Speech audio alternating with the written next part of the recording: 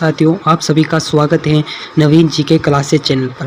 दोस्तों, आज हम पढ़ेंगे भारतीय राज्य व्यवस्था का टॉपिक और इसमें सबसे पहला टॉपिक आता है भारत का संवैधानिक इतिहास। इसके बारे में हम डिटेल से पढ़ेंगे। चलिए, आज का पहला क्वेश्चन है, B.R. अम्बेडकर और महात्मा गांधी के मध्य सन 1932 में हस्ताक्षरित पुणे समझौते में प्रावधान था। तो दोस्तों, पुणे समझौता जो हुआ था, इस पुणे समझौते में क्या प्रावधान था?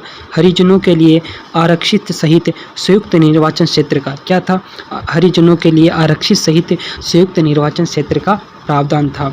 सूची फर्स्ट को सूची सेकंड से मिलान कीजिए। चलिए, सूरत विभाजन। दोस्तों, सूरत विभाजन जो हुआ था वो 1907 में हुआ था। कब हुआ था? 1907 में हुआ था। इसके बाद देखते हैं तो सांप्रदायिक अधिनिर्णय, ये कब हुआ था? सांप्रदायिक अधिनिर्णय तो ये हुआ था 1932 में। कब हुआ था दोस्तों? 1932 में। और सर्वदलीय सम्मेलन, सर्वदलीय सम्मेलन जो है दोस्तों वो 1928 में हुआ था। कब हुआ था? 1928 में। और पूर्ण स्वराज का संकल्प ये 1929 में आया। कब आया? 1929 में आया। तो ऑप्शन नंबर बी राइट होगा। ऑप्शन नंबर बी राइट होगा।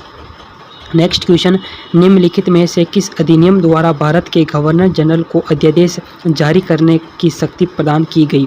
तो अध्यादेश जारी करने की शक्ति प्रदान की गई तो भारतीय परिषद अधिनियम 1861। भारतीय परिषद अधिनियम 1861 के तहत गवर्नर जनरल को अध्यादेश जारी करने की शक्ति दी गई।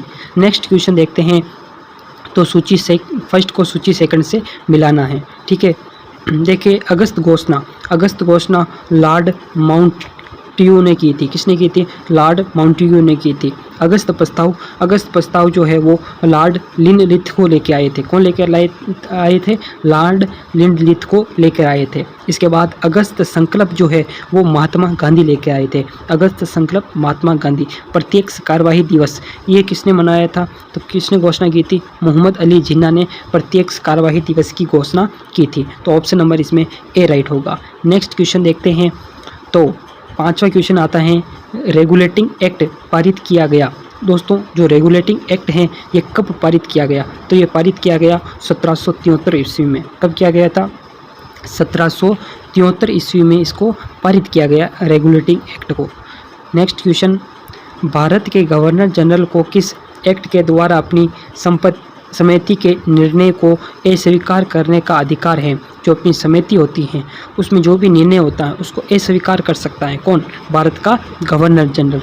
तो ये किस एक्ट के तहत बताया गया है? तो 1786 का अमेंडमेंट एक्ट। कौन सा एक्ट? अमेंडमेंट एक्ट है 1786 का। इसके द्वारा ये क्या कर सकता है? अस्वीकार कर सकता है। नेक्स्ट क्वेश्चन, महारानी विक्टोरिया को भारत की सम्राज्ञी नियुक्त किया गया। कब किया गया? 1858 में विक्टोरिया को क्या किया गया? सम्राज्ञी नियुक्त किया गया। सम्राज्ञी विक्टोरिया ने 1858 की घोषणा में भारतीयों को बहुत सी चीज़ें दिए जाने का आश्वासन दिया। निम्न आश्वासनों में से कौन सा ब्रिटिश शासन ने पूरा किया? तो कौन सा आश्वासन है जो ब्रिटिश शासन ने पूरा किया? तो कौन सा पूरा किया था? देसी रजवाड़ों की यथास्थिति बनाई रखी जाएगी। देसी रजवाड़े थे, उन रजवाड़ों की जो स्थिति है वो बनाई रखी जाएगी। ये आश्वासन उन्होंने पूरा किया था। नेक्स्ट क्वेश्चन, मार्ले मिंटो सुधार का उद्देश्य क्या था? बताइए दोस्तों कि मार्ले मिंटो सुधार आया था बिल, इसका उद्देश्य क्या था? उद्देश्य ये था पृथक निर्वाचन प्रणाली। क्या था? पृथक निर्वाचन प्रणाली जो है वो किसका उद्देश्य था? मार्ले मिंटो एक्ट का उद्देश्य था। नेक्स्ट, मार्ले मिंटो सुधार बिल किस वर्ष आया? ये किस वर्ष आया? 1909 में आया था। कब आया था? 1909 में। मुसलमानों के लिए अतिरिक्त निर्वाचन मंडल प्रारंभ में किसके द्वारा लाया गया था? तो प्रारंभ में मार्ले मिंटो सुधार 1909 के तहत लाया गया था। ठीक है, नेक्स्ट क्वेश्चन देखते हैं तो 1919 के इंडियन कोशियल एक्ट में किस बात की व्यवस्था की गई? इंडियन कोशियल एक्ट कौन सा एक्ट है? इंडियन कोशियल एक्ट जो कब का है? 1909 का है। ठीक है, और ये इसमें किस बात की व्यवस्था की गई?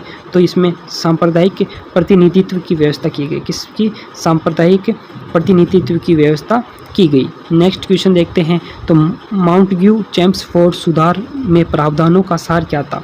जो माउंटेग्यू मॉन्टेग्यू चेम्सफोर्ड सुधार जो आया था, इसमें प्रावधानों का क्या सार था? तो प्रांतों में दोहरा शासन, प्रांतों में दोहरा शासन पूछ लिया जाए एग्जाम में। मॉन्टेग्यू चेम्सफोर्ड सुधार जो अधिनियम आया था, इसका प्रावधान में क्या सार था? तो प्रांतों में दोहरा शासन। क्या था? प्रांतों में दोहरा शासन। नेक्स्ट 1946 का कैबिनेट मिशन 3 मंत्रियों से गठित था। 1946 में क्या आया?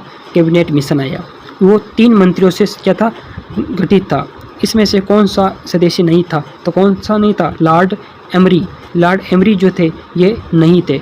इसमें लॉर्ड पैट्रिक लॉरेंस ये थे, A.V. अलेक्जेंडर ये भी थे, सर स्टेफरी स्क्रिप्स ये भी थे। ठीक है, ये तीनों सदस्य थे, जबकि लॉर्ड एमरी नहीं थे।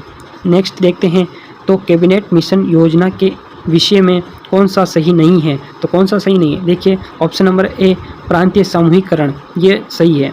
भारतीय सदस्यों वाला अंतरिम मंत्रिमंडल, ये भी सही है। भारतीय सदस्यों वाला अंतरिम मंत्रिमंडल, ये भी सही है ना। और संविधान निर्माण का अधिकार, ये भी सही है। तो गलत कौन सा है? पाकिस्तान की स्वीकृति, ये जो है कैबिनेट मिशन योजना में शामिल नहीं था।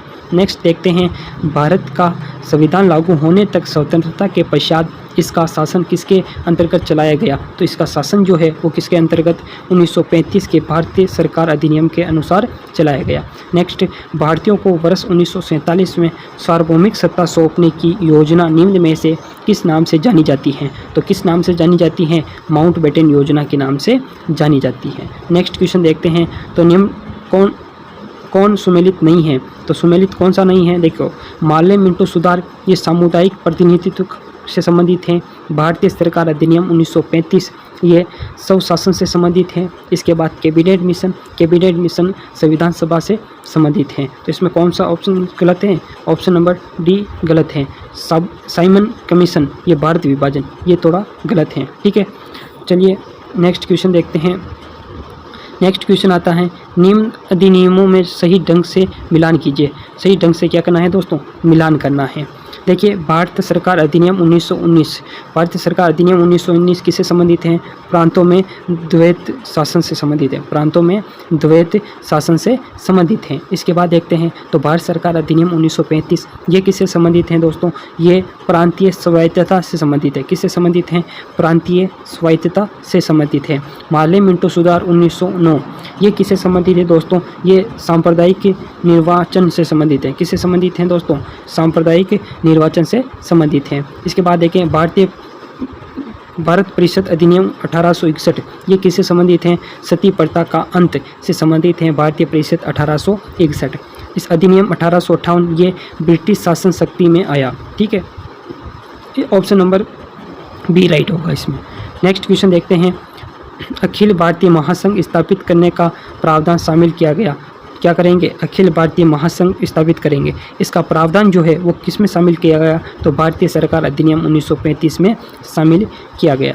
नेक्स्ट देखते हैं, तो निम्नलिखित में से किस अधिनियम ने केंद्र में द्वैत शासन प्रणाली को स्थापित किया? केंद्र में कौन सी शासन? द्वैत शासन प्रणाली को स्थापित किया। तो भारत शासन अधिनियम 1935 के तहत केंद्र में द्वैत शासन प्रणाली स्थापित किया।